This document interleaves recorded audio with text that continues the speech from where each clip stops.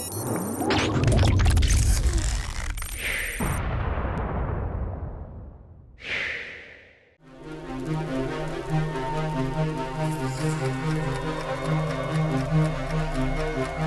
in the Whitfield with the Stevens County Lady Indians. And this is BLITZ.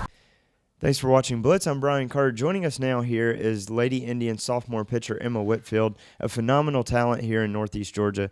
Emma, thank you so much for your time. Really appreciate it. Thank you.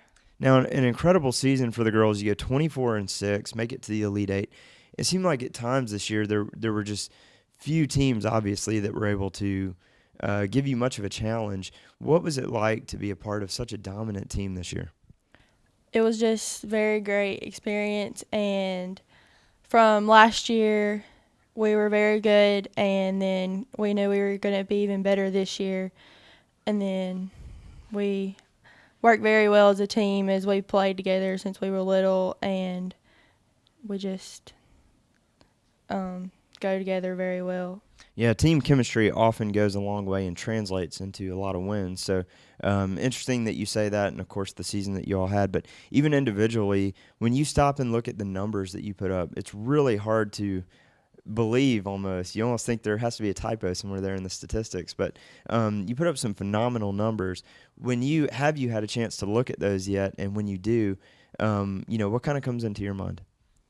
I was very pleased with what I did this year and my stats and everything, but I know that next year and the next couple of years that I can always improve and make them better, and they can always increase. Yeah, again, that's hard for me to get my head around that you could possibly get any better. But even Coach Poffenberger told us that the sky's the limit for you, and you still got 2 more years. So I know you're going to be dominating your opponents for the next 2 years. But let's go back to that Elite Eight appearance for the team. What was that like for the girls? How much more did that bring you all together, and what was the experience like there in Columbus? It was so exciting, and the moment we won the Mary Persons game, we were all excited and ready, and just everybody was ready because last year we lost and we didn't get that chance, and we were ready this year to go make the best of it. How nervous do you feel like you were individually and as a team? I imagine when you make it to that stage, I've never experienced anything like that in a state tournament, getting that far. But were there a lot of nerves you had to battle early on? Well, as a team, I feel like we were a little bit nervous, but I don't think we were like overly nervous. But in my standpoint, I really wasn't too nervous because I've been in more situations like that before, and I know what it feels to be like because I've been to other national tournaments and stuff. So, but it was a big deal. Yeah, and that's actually where I was going next. I know a talent like you're probably playing year round. There's probably never a break for you. It seems like playing travel ball and all that. How have you seen that pay dividends to playing? I'm guessing your whole life you've been playing travel ball and playing year round. How do you keep yourself fresh, and how do you also not get mentally just kind of overwhelmed and kind of tired? Sometimes people get burnt out playing so much, but have you experienced anything like that so far? You just have to always remember the love of the game, and that that's what you're doing it for, is because you love it. And even though it seems like a lot, as I just got back yesterday from last night from a tournament, and then right after the state tournament, I went straight to Orlando for a tournament, and then you just have to remember that it's a lot to do and a lot of work, but it's all because you love it, and you just have to keep doing it. Absolutely. In this Elite Eight performance for the team, how hungry do you feel like this team is going to be next year to make it back and go even further and do better things, bigger and better things than you all did this year?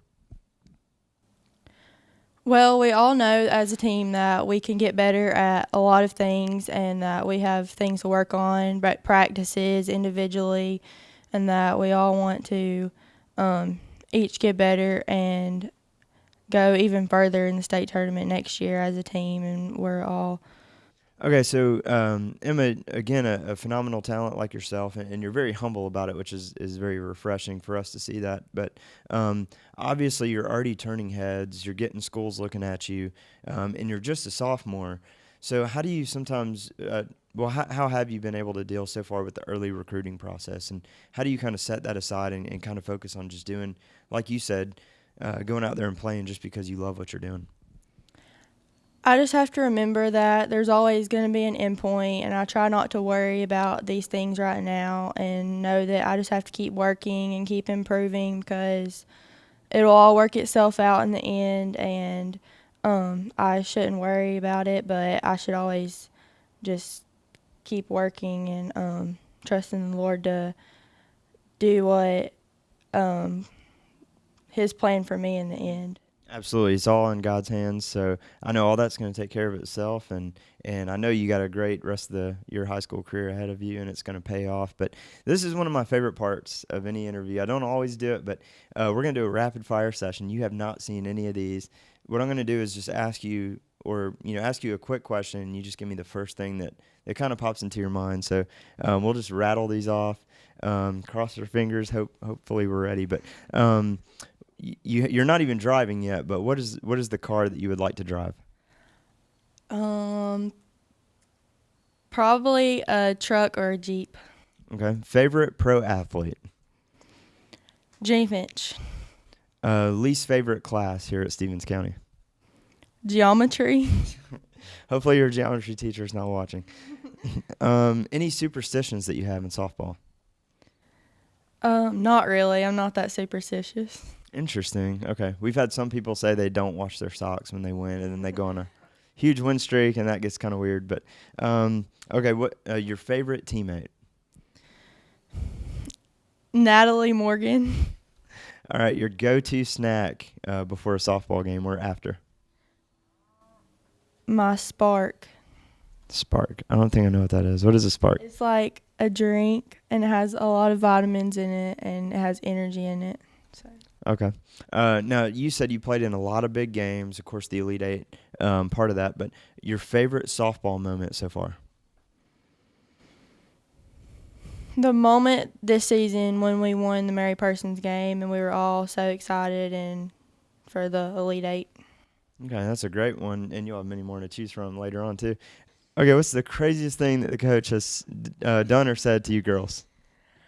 Probably we went to Party City after when we were at the tournament in Watkinsville, and we bought this hat, and it's like the poop emoji. And Coach Poffenberger put it on his head, and he was dying laughing, and we were all just laughing at him. It was really funny. All right, well, Emma, thank you so much again for your time. Really appreciate it. Phenomenal talent again. I know you're really humble about that, but you had an incredible year, and we can't wait to see what you do for the next 2 years. Thanks again so much for your time. Thank you. Make sure you check out our interview also with Coach Dave Poffenberger here on Blitz.